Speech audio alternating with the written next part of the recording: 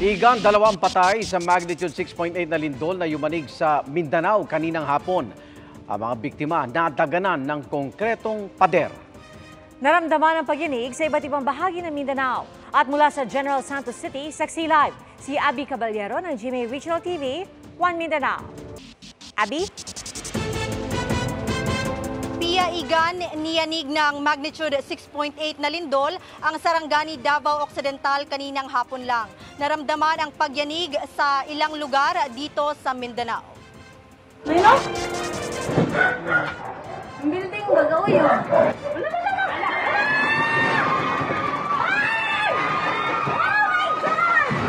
Makapigil hininga ang tagpong ito nang biglang gumuho ang bahagi ng isang ginagawang gusali sa Davao City sa kasagsagan ng malakas na pagyanig.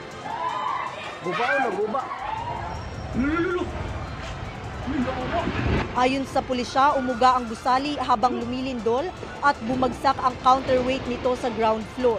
Wala namang nasaktan sa insidente. Agad na pinalikas ang mahigit 100 residente na pansamantala ngayong nananatili sa gym ng barangay. Binabantayan na rin ang paligid ng naturang gusali.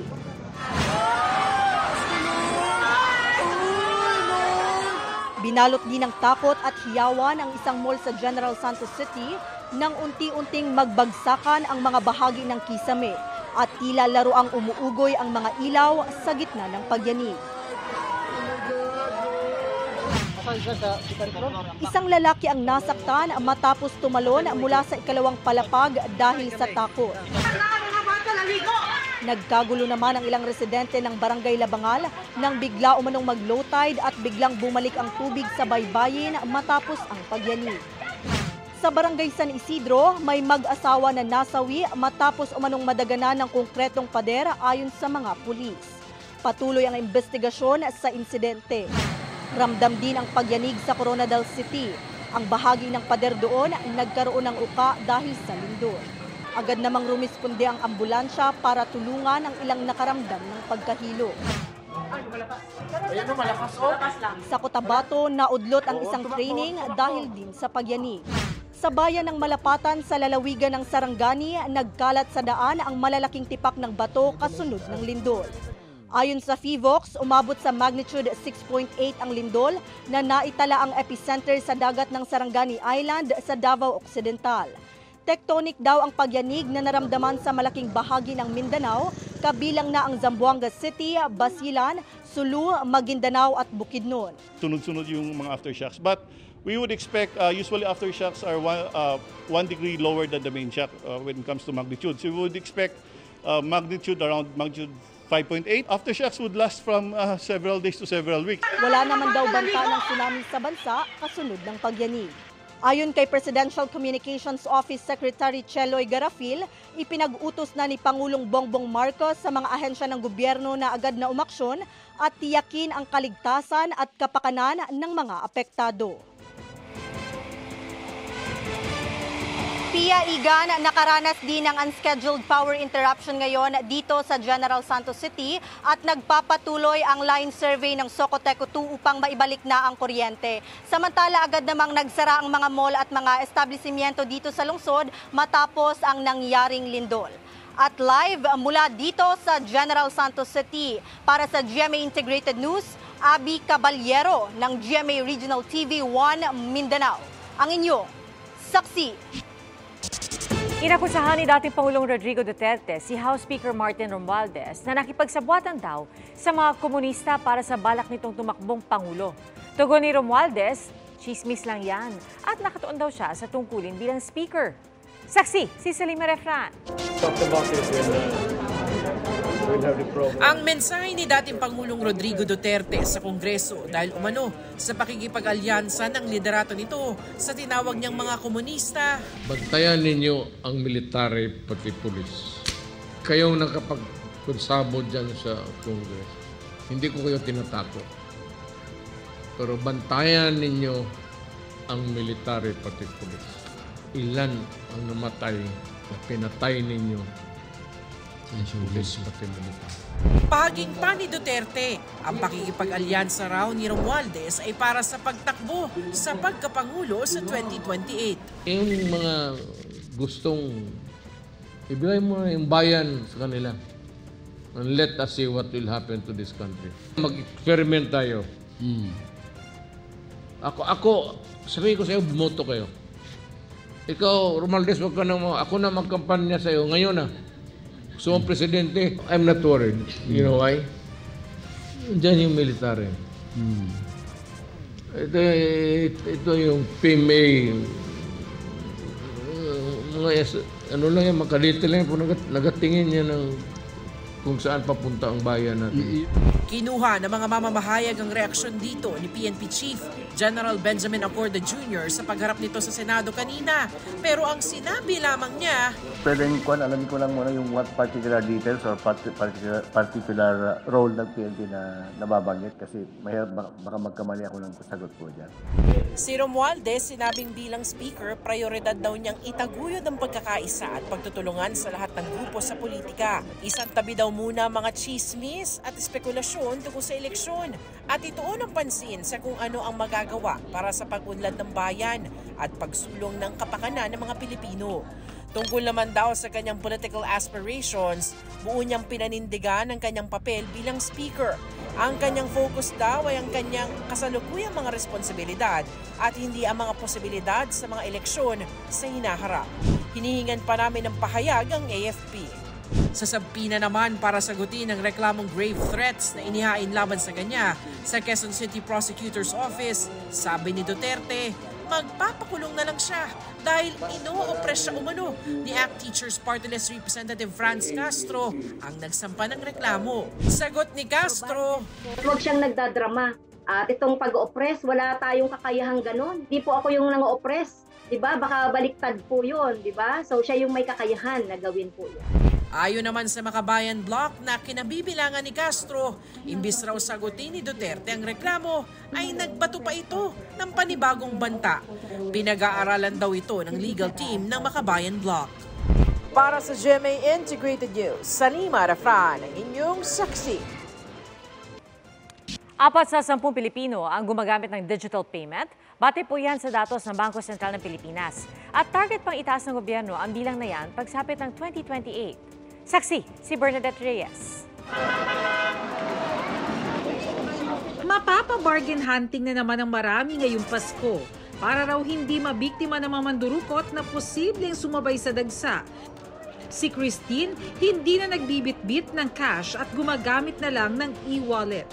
Baka po madukutan tayo, lalo na po sa dami ng mga tao ngayon. Mas safe pa rin po pag sa using e-money.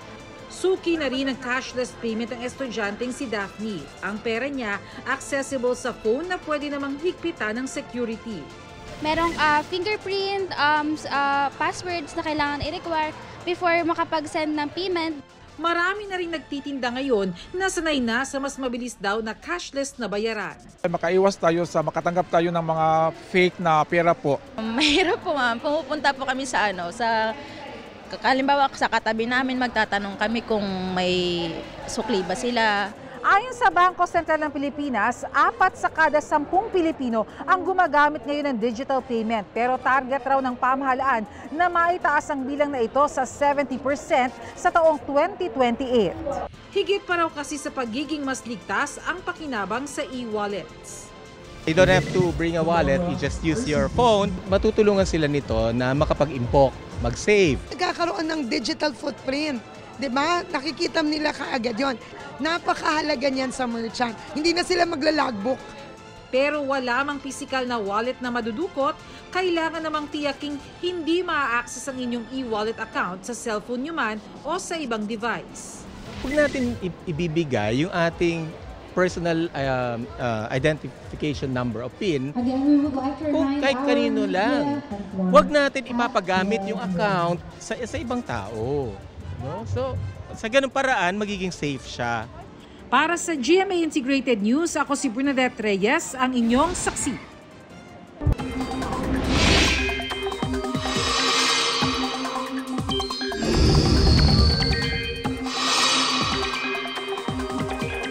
Mga kapuso, nasa loob na po ng Philippine Area of Responsibility yung low pressure area na ilang araw na po nating minomonitor. Huli itong namataan ng Pag-asa sa laying 730 kilometers silangan po yan ng hinatuan na Surigao del Sur. Sa ngayon, ayon sa Pag-asa, mababa ang tsansa nitong maging bagyo. Nagkaroon kasi ng pagbabago sa lakas ito kumpara ng mga nakaraang araw, pero posible po itong magbago kaya patuloy nating imomonitor. Matuloy man bilang bagyo o hindi, posibleng lumapit o di kaya naman tumawid yan dito po sa pagitan ng Eastern Visayas at ng Northeastern Mindanao. Ang pinagsamang epekto ng trough extension ng nasabing LPA at ng shear line, gayon din itong kapag-iral po ng hanging amihan pati na rin ng localized thunderstorms ang magpapaulan ngayong weekend. Base nga sa datos ng Metro Weather, may mga pag-ulan bukas dito po yan sa Cordillera, Cagayan, Isabela, Aurora, Bicol Region at maging sa ilang bahagi ng Mimaropa. Ganyan din po ang inaasahan natin sa halos buong Visayas at malaking bahagi ng Mindanao. Kung mapapansin yung mga kapuso, yung mga nagkukulay orange at kulay pula dito po sa ating mapa, ibig sabihin nito ay heavy to intense rains, kaya doble ingat. Sa linggo, posibleng maulit po yan at mas maraming lugar na ang makakaranas ng mga malalakas na pag-ulan. Maging alerto po lalong-lalo na sa mga taga-Visayas at Mindanao area, kabilang po yung mga naapektuhan ng malakas na lindol kanina. Bukod sa posibleng aftershocks, maging handa rin po sa posibleng pagbaha o kaya naman ay landslide sakaling magtuloy-tuloy nga ang buhos ng mga pag-ulan. Dito naman sa Metro Manila, posibleng mainit po bukas sa ilang lugar, pero kung may lakad, magdala pa rin po ng payong para maging handa pa rin sa tsansa ng localized thunderstorms sa hapon o kaya naman ay sa gabi. At yan ang latest sa lagay ng panahon. Ako si Amor La Rosa. Ito ang GMA Integrated News Weather Center. Maasahan anuman ang panahon. 38 araw na lang, Igan, Pasko na. Dadagdagan pa ang mga pinailawang Christmas decoration tulad ng mga landmark sa lungsod ng Maynila. At saksi live si Bon Aquino. Bon? Igan, sabay-sabay na nagliwanag ang mga historical landmark dito sa lungsod ng Maynila sa kanilang Christmas lighting ceremony. Nagniningning ang higanteng Christmas tree, mga parol at Christmas lights dito sa Rizal Park. Kaya naman enjoy ang mga sumadya rito mula sa iba't ibang lugar. Lalo pang naramdaman ang Kapaskuhan dahil sa Christmas performances ng iba't ibang artist. Na-excite kami kasi first time din namin pumunta dito sa ganitong event. Maganda po, lalo sa mga bata kasi gusto nila yon. First time din, experience na maka-opening ng Christmas light sa Tanang Buhay. Kasama ring pinailawan ng iba pang historical landmarks tulad ng Manila City Hall, National Museum of Fine Arts, Metropolitan Theater at Palacio del Gobernador. May pasiklaban ng mga parol sa Malacanang na gawa ng 86 na universidad at kolehiyo sa Pilipinas. Ang mananalo mag-uuwi ng 1 milyong piso. Pero bawal ang plastic at dapat gawa ito sa produktong kilala sa lugar nila. Tulad ng parol ng Sorsogon State University na gawa sa pili nut shells at baon ng nyog. Impressed ang judges kabilang sina Heart Evangelista at Boy Abunda. Sa susunod na linggo na malalaman ang winners. Sa Cubao naman, pinailawan na rin ang kanilang higanteng Belen. Parte ito ng kanilang Christmas events at activities na may temang City of Firsts, Your Home This Christmas. Igan, hanggang sa mga oras na ito ay nasisilayan natin yung napakagandang Christmas display dito sa Kartilya ng Katipunan. At live mula rito sa Maynila para sa GMA Integrated News, ako si Von Aquino, ang inyong saksi. Umaasa si Philippine Ambassador to the US, Jose Manuel Romualdez, na matutuloy ang pulong ni Pangulong Bongbong Marcos at Chinese President Xi Jinping sa gitna ng APEC Summit sa Amerika. Mula sa San Francisco, California, saksi live si Maris Umali.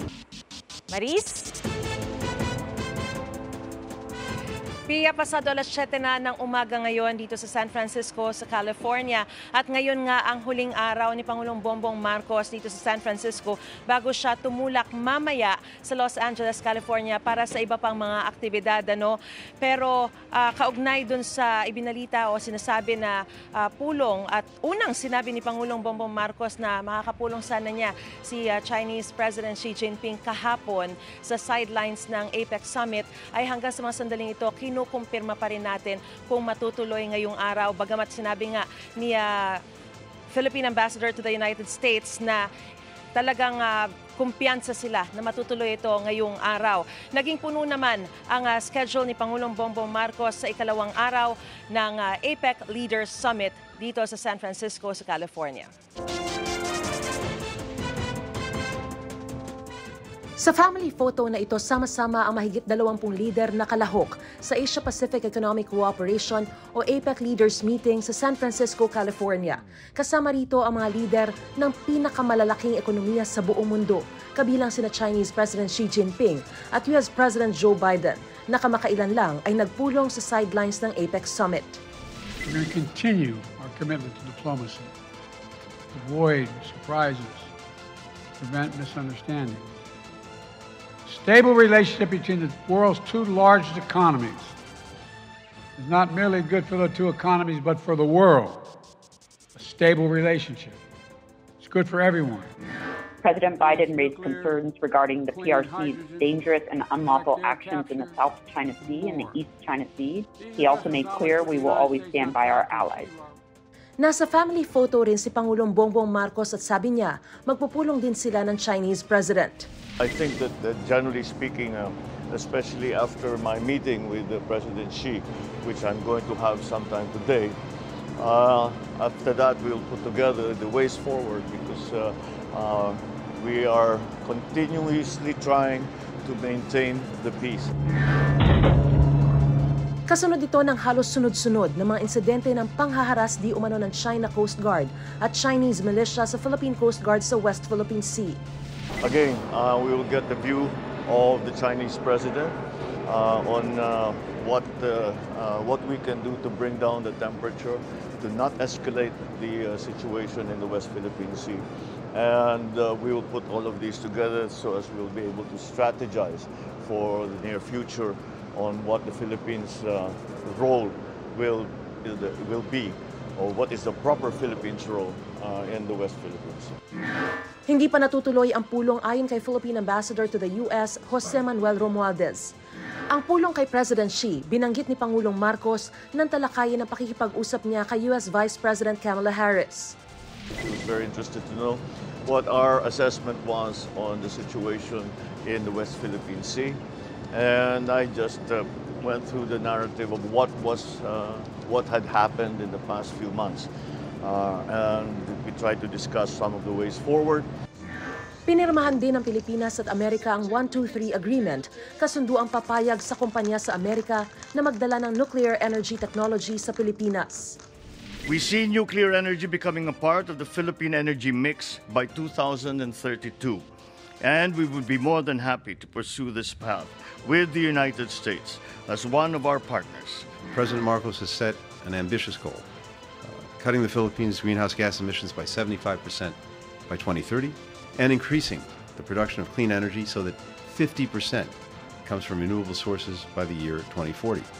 Beyond nuclear power applications to combat climate change, the new agreement facilitates bilateral cooperation in a wide array of other peaceful uses of atomic energy, including plant breeding, livestock production, insect pest control, soil and crop management, water use efficiency, plastic waste disposal, food safety, health, and medicine. Pia, base sa schedule ni Pangulong Bongbong Marcos ngayong araw ay nakatakda siyang makipagpulong sa isang bilateral meeting sa Pangulo ng Peru na si Dina Boluarte. Makakapulong din niya ang mga TikTok officials at mamaya gaganapin na ang Leaders Retreat session. Magkakaroon din siya ng kapihan kasama ang media at sa pagtulak nga niya sa Los Angeles, California, nakatakda roon. Maikli lang talaga yung magiging schedule ng Pangulo doon sa LA, sa California. Magkakaroon siya ng briefing at tour sa SpaceX headquarters at makakamiting o makakapulong din niya ang Filipino community roon. So yan muna ang latest mula pa rin dito sa San Francisco sa California. Para sa GMA Integrated News, Mariz Umali ang inyong saksi. Matindi naging laban sa pagitan ng mga student athlete na lumahok sa taekwondo tournament ng NCAA Season 99. Kanya-kanyang pasiklab ang mga member school. San Beda University ang itinanghal na overall team champion sa Men's Senior Division at Women's Senior Division. Sa naturang universidad din galing ang Taekwondo MVP ng parehong dibisyon. Nakakuha rin ang medalyang Arellano Chiefs at ang Benilde Blazers.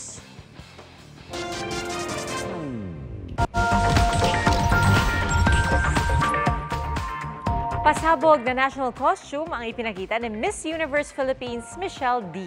Inspired ito sa pagiging Air Force Reservist ni Michelle. Agaw pansin ang malapakpak na eroplano with matching hand-painted mural at ang hashtag Love the Philippines slogan. Di rin mawawala ang mga kulay ng watawat ng Pilipinas.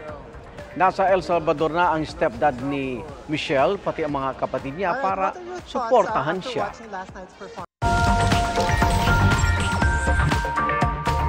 Nasa Pilipinas ngayon si One Piece star Makenyu. Para yan sa kanyang fan meet. Marami raw inihandang sorpresa ang Japanese actor para sa kanyang Filipino fans. At umaasa si Makenyu na makakakolab ang Filipino boxing icon na si Manny Pacquiao. Salamat Igan sa inyong pagsaksi. Ako naman, Arnold Clavio. Ako po si Pia Arcangel para sa mas malaking misyon at sa mas malawak na paglilingkod sa bayan. Mula sa GMA Integrated News, ang News Authority ng Filipino, sama-sama tayong magiging saksi! Mga Igan, samahan nyo kaming saksiyan ng mga balita. Mag-subscribe sa GMA Integrated News sa YouTube. Para sa mga kapuso abroad, samahan nyo kami sa GMA Pinoy TV at sa www.gmanews.tv.